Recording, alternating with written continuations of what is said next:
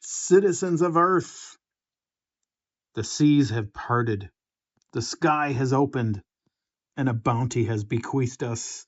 Yes, that's right. It is finally here. The 26, the subcompact Ruger RXM frame is here. And it's in God's color. Stay tuned. Run with the storm, fight through the flame.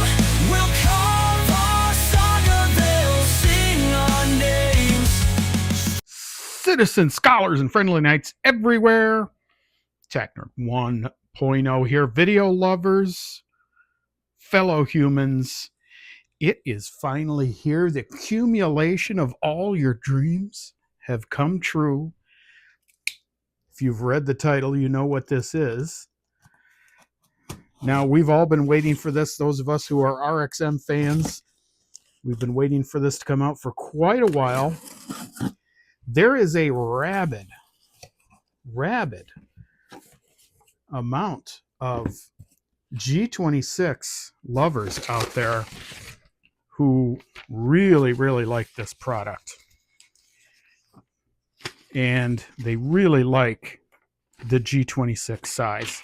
So I'm going to show you everything that comes in. Obviously, here is the frame. Get a little 10% off thing here. I'm sure you have to order probably $100 worth of stuff though to get that.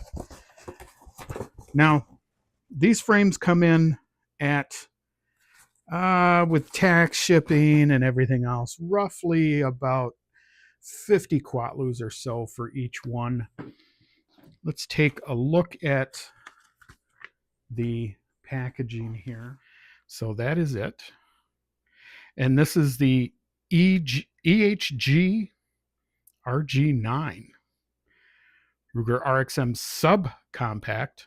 Now the compact is the frame that comes with it. And if you've bought one of these, you probably already have that. Most likely in gray. There's another one there. Now I got mine in OD green. It's God's color. So let's take a look at what's inside here. What's in the box? Now, I did previously do an unboxing of the full-size frame, which essentially gave us a G47 slash G19 size. And I am going to go out on a limb and say that that size is probably the sweet spot for the RXM. Now here is your leaf spring, and I can't remember what that other one is. We went over that last time. Here is the frame and the instructions that they are. I don't want to show the instructions on the video because I am afraid YouTube will believe that's showing you how to modify a firearm, which we are not doing. And there it is. That is it. That's the color. Nice color. It's a nice OD green. Magpul has a nice OD green. Why did I choose OD green? I don't know. I have black for the 45 size. I have gray for the compact size. I just thought I'd go with this. Now, let's go ahead and take a look at what our current RXM setup looks like. And if you've watched any of my current videos, you will have seen this in action. And there it is. I do have this O-sight light on it. I have this Mechar magazine in it now, which performed quite well. If you watch any of my current videos, you'll have seen that. Worked very well. And like I said, I really do like this size. And in fact, I'm kind of weary of making this change, and will probably change it back to this rather quickly. I really do like this size. I don't know. I think it's interesting that we're going to finally be able to make a factory 26 long. I do find that very interesting. I really can't wait for to make the 26 extra long when the new slides come out. And just briefly, let's talk about that. This brings us to the accumulation of what was originally planned for the RXM. When it came out with a compact frame, and then they told us we would get 2 more. They released that information quite soon after the RXM came out. They told us that we would get the full-size frame and then the 26 size. So that's it. Now, the only other thing, again, on the horizon is, again, if you watch one of my other videos, and I'll post it here somewhere, you'll see that on Ruger's website, they do advertise a full-size slide, and that would give you the full-size frame, full-size slide. That would give you the 17 look, basically. I don't know when that is out. I have not seen any out yet, but that would pretty much give you the whole gambit of stuff. Now, whether they will put out a 26 slide, that I don't know.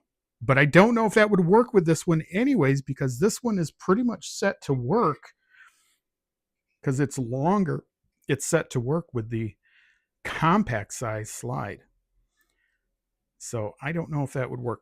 Now we're going to go ahead and install this. I cannot show you the actual installation because YouTube won't like that.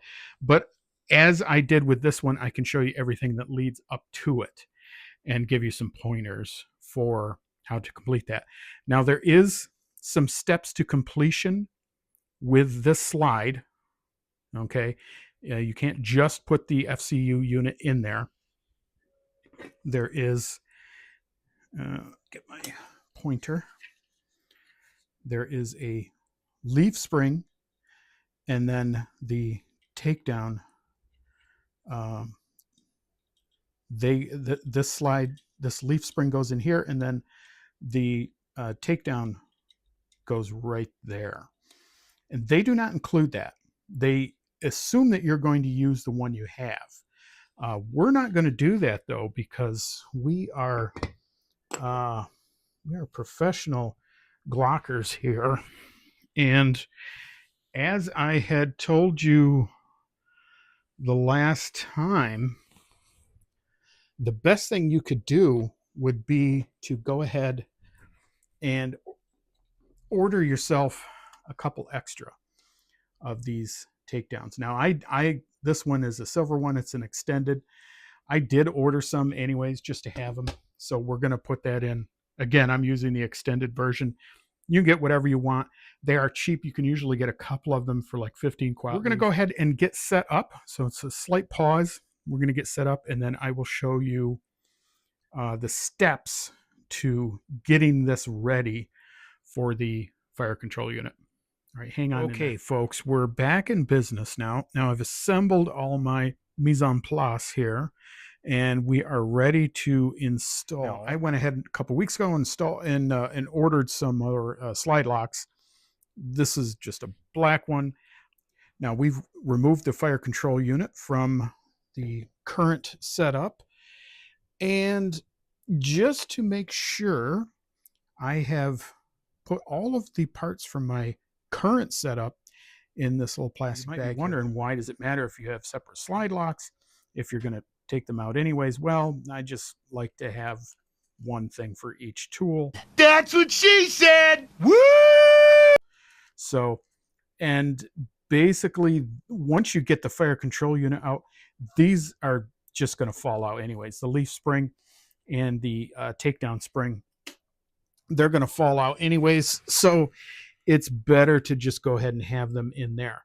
Now, 2 other things that you're going to have If you follow the directions, you have your RXM takedown pin, this jobby right here.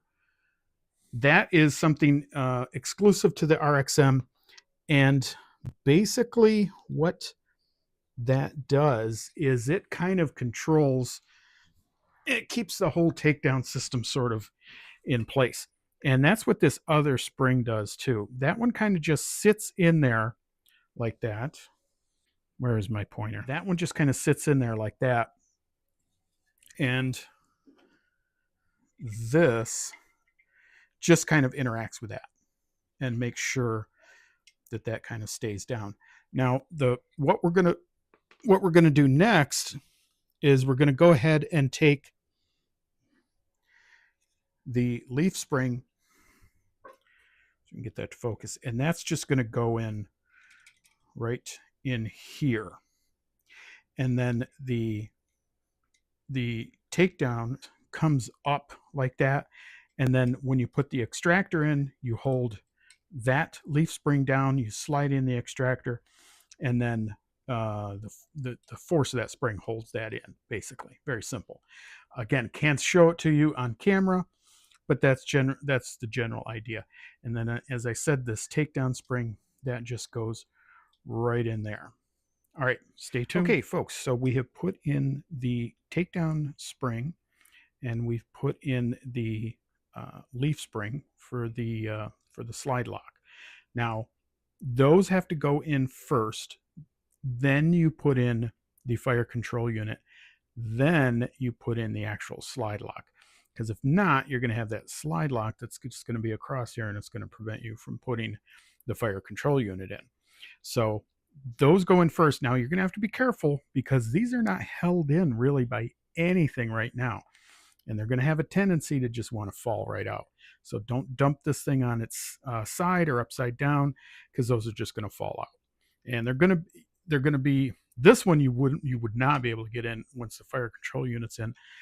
This you could, but it's going to be kind of difficult. So, all right, so those are in. I'm going to put in the fire control unit. Then we just have to put in the takedown. You would put in this pin here, which is kind of a legacy pin left over from the Glock days. And then you would put in the takedown pin. And that's it. After that, then you're good to go. So we're going to go off screen. We're going to do those. Keep YouTube happy, and then we'll be right folks, back. We're almost done. I just want to point out one other thing. Now, so we did get the takedown in there. Now we still have to put the frame pin in. I just want to point out something that I think most Glock people already know, but it is quite important. You see this little, try to get it as close as I can. You see this little, it's not, I guess you could call it a spring. Anyways, this has to go down, and that pin is going to go on top of that. So that pin's going to go through here, but that little point there, that little spring, has to go below it. There will be times, now that is part of your slide lock there. There will be times if it's a little bit bent, or if it's just in the wrong spot, it'll want to point up, and you will get the spring, you will get that above the spring. That can happen. You've got to have that spring down. So you want to make sure that is down when you put that pin through. Okay, we're going to do that. We'll be right back. We're almost done. Folks, there it is. We are done. And there is the Subcompact RXM. That is technically a 26L. Something of an oddity, but something that Ruger has brought into being. Now, I don't know if they'll ever make a 26 slide. If they do, they're going to have to redesign the subcompact frame. It's just not going to work. I kind of doubt they're going to do that. So I think this is where you're at. If you want to have an RXM and you want to have the subcompact, this is what you got. Let's go ahead and put a magazine in it. Now, I only have one magazine for 26. And that's this Magpul PMag. They hold 12 rounds, and there it is, all ready to go. And let's see about the grip on there. Now it's a little tight, getting my pinky on there, but can I do it? Yeah, I can. I can get it on there. Little bit there to slip off, but we can get it on there. It looks pretty damn sexy, I'd say. Pretty nice. Now, is it a lot of trouble to change the frame over? No, not really. Is it something you want to do like 10 minutes before you get out the door? No, probably not. Probably not. I would probably want to have another FCU set up if that's what I was going to do. So there it is with a 26 mag. Let's just take a look, just for the heck of it. Let's put a 19 mag in it. There's a 19 mag. Now I'm sure they probably make some sort of spacer for those. But why? If you're going to do that, why not just carry a 19? Okay, so here's a 17. There's a 17 right there, magazine. So, and where's that Mechar mag? Let's see what that monstrosity looks like. There you go. What do I think? So, I like it. Would I carry it like this? Maybe. I mean, you could definitely get I think any holster for a 19 would work for this. By going with this over the compact or the 19 frame, what are you really getting? I mean, you're getting a little bit of a shorter grip here. So if you're carrying, that might not stick out as much. Basically, all you're getting is a little less chance of printing. So is it worth that? I don't know. That's it. We are going to take this out, see how it shoots. Spoiler warning, it's going to shoot exactly like the other RXMs. It's going to shoot just fine. Call to action down below. Basic question, would you carry this? Would you carry 26L over the 19 size?